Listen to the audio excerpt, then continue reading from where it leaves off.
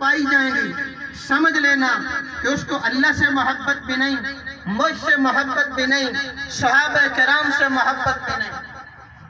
اور ایک علامت ان کی یہ بھی تھی، اول تو نماز میں آتے نہیں تھے، اگر آتے تو ڈنڈی مارتے تھے، آتے تو بس چاروں نچار، وَإِذَا قَامُوا قَامُوا كُسَالَىٰ، جب نماز کے اندر کھڑے ہوتے کاہل اور سست ہو کر کھڑے ہوتے، مریل بن کر کھڑے ہوتے، ایسے لگتا ہوتا کہ جیسے ان کے جسم کے اندر تو جان اور روح بھی نہیں۔ يَتَصَلَّلُونَ لِوَاظًا مِّنْكُمْ، اور پھر جب نماز سے فارغ ہو جاتے تو کنی کترا کر نکل جاتے، کھسک جاتے، کسی کو پتہ ہی نہیں چلتا۔ تو اس وقت بھی صحابہ سے محبت رکھنے والے بھی موجود تھے، اہل بیت سے محبت رکھنے والے بھی موجود تھے، صحابہ سے بغض اور عداوت رکھنے والے بھی موجود تھے۔ محبت کرنے والوں کو اللہ رب العزت نے دنیا کے اندر بھی کامیابی سے نوازا اور آخرت کے اندر بھی یقیناً کامیاب ہیں۔ دنیا کے اندر بھی اللہ رب العزت نے بالعموم اور بالخصوص سب کو جنتی ہونے کا وعدہ دیا ہے۔ عشرہ مبشرہ جن کو آپ جانتے ہیں، وہ 10 صحابہ کرام جن کا نام لے کر آپ صلی اللہ علیہ وسلم نے فرمایا کہ یہ جنتی ہیں۔ فرمایا ابو بکر بھی جنتی ہے، عمر بھی جنتی ہے، عثمان بھی جنتی ہے، مولا علی بھی جنتی ہے، ابو عبیدہ بن جراح بھی جنتی ہے، سعد بن عبادہ بھی جنتی ہے، طلحہ بھی جنتی ہے، ابو عبیدہ بن جراح بھی جنتی ہے۔ یہ 10 صحابہ کرام کے نام لے کر آپ علیہ السلام نے فرمایا کہ یہ جنتی ہیں، اور بالعموم سارے صحابہ کرام کے لیے اللہ رب العزت کا وعدہ ہے کہ یہ جنتی ہیں۔ کُلًّا وَعَدَ اللَّهُ الْحُسْنَى، مفسرین فرماتے ہیں کہ اس آیت مبارکہ کے اندر حسن سے مراد جنت ہے اور کلن سے مراد کل صحابہ کرام ہے۔ سیدنا ابو بکر سے لے کر ادنی سے ادنی صحابی تک سارے صحابہ کرام یہ جنتی ہیں۔ دنیا کے اندر بھی اللہ نے ان کے لیے جنت کا وعدہ کیا ہے اور آخرت کے اندر بھی اللہ رب العزت نے ان کے لیے جنت کا وعدہ کیا ہے۔ تو جو آدمی صحابہ اور اہل بیت سے محبت رکھتا ہے وہ دنیا کے اندر بھی جنتی ہے اور آخرت کے اندر بھی جنتی ہے۔ صحابہ کرام کی غلامی دنیا کے اندر بھی جنتی ہونے کا وعدہ دیتی ہے اور آخرت کے اندر بھی اللہ کے رسول کی طرف سے وعدہ ہے کہ صحابہ بھی جنتی ہیں اور صحابہ سے محبت رکھنے والے بھی جنتی ہیں۔ صحابہ بھی جنتی اور غلامان صحابہ بھی جنتی ہیں۔ اور سمجھئے صحابہ سے بغض اور نفرت دنیا کے اندر بھی ذلت اور رسوائی کا سبب ہے، دنیا کے اندر بھی ضلالت اور گمراہی کا سبب ہے۔ ایسے لوگوں پر اللہ کی بھی لعنت ہے، اللہ کے رسول کی بھی لعنت ہے، اللہ کے فرشتوں کی بھی لعنت ہے، سارے انسانوں کی بھی لعنت ہے، ساری کائنات کی ساری مخلوقات زبان حال سے یا زبان قال سے ان پر لعنت کرتی ہے۔ فرمایا کہ صحابہ سے بغض اور عداوت یہ دنیا کے اندر بھی ضلالت اور گمراہی کا سبب ہے، دنیا کے اندر بھی ذلت اور رسوائی ہے اور آخرت کے اندر بھی ان کے لیے ذلت اور رسوائی ہے۔ یاد رکھیے اللہ رب العزت نے آخرت کے اندر اہل ایمان اور اہل اسلام کے لیے اپنے دیدار کا وعدہ کیا ہے اور آپ علیہ السلام کے دست کوثر سے حوض کوثر پلانے کا وعدہ کیا ہے۔ اور یاد رکھیے اللہ رب العزت کا دیدار اور آپ علیہ السلام کے دست اقدس سے حوض کوثر انہی لوگوں کو ملے گا جن کو اللہ سے محبت ہوگی، اللہ کے رسول سے محبت ہوگی، اور جن کو صحابہ اور اہل بیت سے محبت اور الفت ہوگی ان کو قیامت کے دن اللہ کا دیدار بھی نصیب ہوگا، اللہ کے رسول کی شفاعت بھی نصیب ہوگی اور اللہ کے رسول کے دست اقدس سے حوض کوثر بھی نصیب ہوگا، صحابہ کرام کی سفارش اور شفاعت بھی نصیب ہوگی۔ اولیاء اللہ کے ہاتھوں سے اور زبان سے شفاعت کاملہ بھی نصیب ہوگی. جس کے دل میں بغض اور نفرت ہوگی، عداوت ہوگی، نفرت ہوگی، بغض ہوگا، اس کو اللہ رب العزت کا قیامت کے دن دیدار بھی نصیب نہیں ہوگا. اللہ کے رسول سے، دست مبارک سے، دست اقدس سے حوض کوثر بھی نصیب نہیں ہوگا. اور اولیاء اللہ اور بزرگان دین کی شفاعت و سفارش بھی ایسے لوگوں کو قیامت کے دن نصیب نہیں ہو. تو کون کون چاہتے ہیں کہ ہمیں دنیا کے اندر بھی اللہ اور اس کے رسول سے، اللہ اور اس کے رسول کی محبت حاصل ہو، قیامت اور آخرت میں اللہ اور اس کے رسول کی طرف سے محبت اور الفت حاصل ہو، اللہ کا دیدار بھی ہو، اور آپ علیہ السلام کے دست اقدس سے ہمیں اور آپ کو اور سارے لوگوں کے دست اقدس سے اللہ رب العزت اور آپ علیہ السلام کے پیغمبر سے جو ہے حوض کوثر نصیب ہو.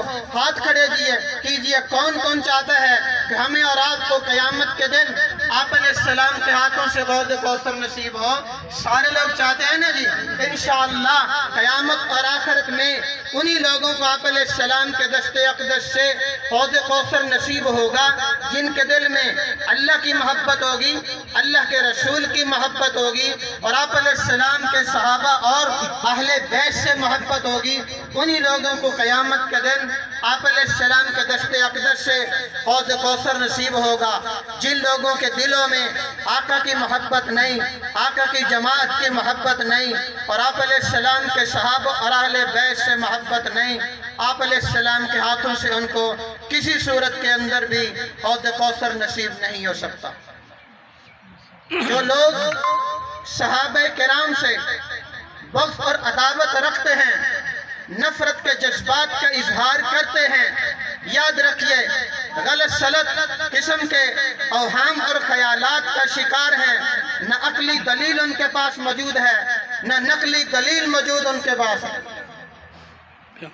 دیکھیے مثال کے طور پر ان کا ایک شبہ یہ ہوتا ہے جی باغ فدق کا مسئلہ ہے. وہ کہتے ہیں کہ یہ باغ فدق یہ مولا علی کا حق تھا، سیدہ فاطمہ الزہرا رضی اللہ تعالی عنہ کا حق تھا، ان کو خلفائے ثلاثہ نے نہیں دیا. بھئی یہ خیال ہے، یہ ایک وہم ہے، دلائل کے پیش نظر اس کی کوئی حقیقت نہیں ہے. ایک مسئلہ ذرا سمجھنے کی کوشش کریں. انبیاء علیہم السلام دنیا کے اندر جو کچھ چھوڑ کر جاتے ہیں اس کو وراثت کے طور پر تقسیم نہیں کیا جا سکتا. اس کو وراثت کے طور پر تقسیم نہیں کیا جا سکتا. آپ علیہ السلام کے بعد سیدنا صدیق اکبر رضی اللہ تعالی عنہ منصب خلافت پر فائز ہوئے ہیں. 2 سے 2.5 سال آپ کا دور خلافت رہا ہے.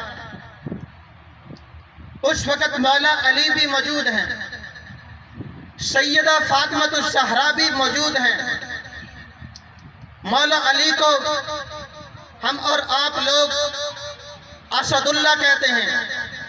یہ اللہ کا شیر ہے، اختیارات بھی تھے، سب کچھ تھا، سیاسی قوت بھی موجود تھی، افرادی قوت بھی موجود تھی، لیکن اس کے باوجود مولا علی رضی اللہ تعالی عنہ نے سیدہ فاطمہ الزہرا رضی اللہ تعالی عنہ نے سیدنا صدیق اکبر رضی اللہ تعالی عنہ سے اپنے اس باغ فدق کا مطالبہ نہیں کیا، نہ ہی مولا علی نے مطالبہ کیا.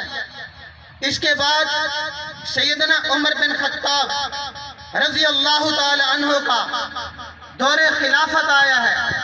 اس میں بھی مولا علی بھی موجود ہیں، فاطمہ الزہرا بھی موجود ہیں، لیکن ان سے مطالبہ نہیں کیا. ایک حدیث میں آتا ہے، بس ایک حدیث سنا کے بات ختم کرتے ہیں، بات پوری ہو جائے گی، جس سے انشاءاللہ آپ کو یہ بات سمجھ میں آ جائے گی. حضرت نواس بن سمعان رضی اللہ تعالی عنہ، ہمارے درس نظامی کے اندر جو کتابیں پڑھائی جاتی ہیں اس کے اندر یہ حدیث تفصیلاً موجود ہے. کتاب کا نام ہے شمائل ترمذی. اس کے اندر یہ حدیث مفصلاً موجود ہے. سیدنا عمر بن خطاب رضی اللہ تعالیٰ عنہ کا دور خلافت ہے. حضرت عثمان آپ کے در پر آتے ہیں. حضرت طلحہ آپ کے دربان ہیں, چوکیدار ہیں, گیٹ کیپر ہیں. اور حضرت علی رضی اللہ تعالیٰ عنہ کچھ دیر کے بعد آتے ہیں. دربان کہتا ہے, پہرے دار کہتا ہے, امیر المؤمنین اجازت دیجئے, مہمان آپ سے ملنا چاہتے ہیں. اجازت مل گئی. حال احوال علیہ السلام کے بعد فرمایا کیا مطالبہ ہے, کیا مقصد لے کر آئے ہو؟ حضرت عباس, حضرت علی رضی اللہ تعالی عنہما دونوں کہتے ہیں یہ باغ فتح کا مسئلہ ہے, ہمارے اور ان کے درمیان جو ہے آپ تصفیہ کرا دیجئے, ہمارا کوئی فیصلہ کر دیجئے. ہمیں اور ہم حضرت علی رضی اللہ تعالی عنہ کو متولی بنا دیجئے. آدھے حصے کا مجھے متولی بنا دیں اور آدھے حصے کا اس کو متولی بنا دیں. آپ جانتے ہیں جو مسجد کا متولی ہوتا ہے وہ مسجد کا مالک ہوتا ہے. بولیے نہیں. جو مسجد کا متولی ہوتا ہے یا مدرسہ کا متولی ہوتا ہے وہ مالک ہوا کرتا ہے. حضرت عمر بن خطاب رضی اللہ تعالیٰ عنہ کہتے ہیں دیکھیے آپ بھی ہمارے ہاں قابل قدر ہیں. حضرت عباس کو بھی کہہ رہے ہیں آپ بھی ہمارے ہاں قابل قدر ہیں. آپ بتائیں جناب رسول اللہ صلی اللہ علیہ وسلم نے اس باغ فتح کے بارے میں کیا فیصلہ کیا ہے؟ آپ کے ابا کا کیا فیصلہ ہے؟ حضرت فاطمہ کو کہہ رہے ہیں. مولا علی سے کہا آپ کے سسر کا کیا فیصلہ ہے؟ تو فرمایا جناب رسول اللہ صلی اللہ علیہ وسلم نے فرمایا ما ترکنا صدقة ان معاشر الانبیاء لا نورث ما ترکناہ فہو صدقة. فرمایا کہ ہم انبیاء کی جماعت جو کچھ چھوڑ کر جاتے ہیں وہ صدقہ کے طور پر ہوا کرتا ہے, اس کو وراثت کے طور پر نہیں بانٹا جا سکتا. لا نورث, فرمایا کہ اس کو ہم لوگ وراثت کے طور پر چھوڑ کر نہیں جاتے. دونوں نے اپنے عمل سے یہی فتویٰ دیا ہے کہ انبیاء کا مال یہ بطور وراثت کے تقسیم نہیں کیا جا سکتا. اس پر وہ لاجواب ہو گئے. فرمایا کہ اچھا چلو. سیدنا صدیق اکبر نے اس پر کیا فیصلہ کیا؟ سیدنا صدیق اکبر کی عدالت میں بھی یہ مقدمہ گیا تھا, انہوں نے بھی یہی فیصلہ کیا. حضرت فاطمہ الزہرا رضی اللہ تعالی عنہ سے سیدنا صدیق اکبر نے پوچھا, فرمایا میری بات نہیں, آپ کی بات نہیں, آپ کے ابا کا فیصلہ کیا ہے؟ تو خود انہوں نے کہا, فرمایا کہ نحن معاشر الانبیاء لا نورث احدا ما ترکناہ صدقة. فرمایا کہ ہم لوگ اپنے مال کا کسی چیز کو وارث نہیں بناتے, جو کچھ چھوڑ کر جاتے ہیں وہ بطور صدقہ کے ہوا کرتا ہے, اس کو بطور وراثت کے تقسیم نہیں کیا جا سکتا. حضرت عمر بن خطاب نے کہا جو فیصلہ آپ کے ابا کا ہے, جو فیصلہ آپ کے سسر کا ہے, جو فیصلہ خلیفہ اول, خلیفہ بلا فصل, خلیفہ برحق, خلیفہ متفقن علیہ کا ہے, میرا فیصلہ بھی وہی ہے. فرمایا آقا علیہ السلام نے فرمایا نحن معاشر الانبیاء, ہم انبیاء کی جماعت ہیں, لا نورث احدا ما ترکناہ فہو صدقة او کما قال.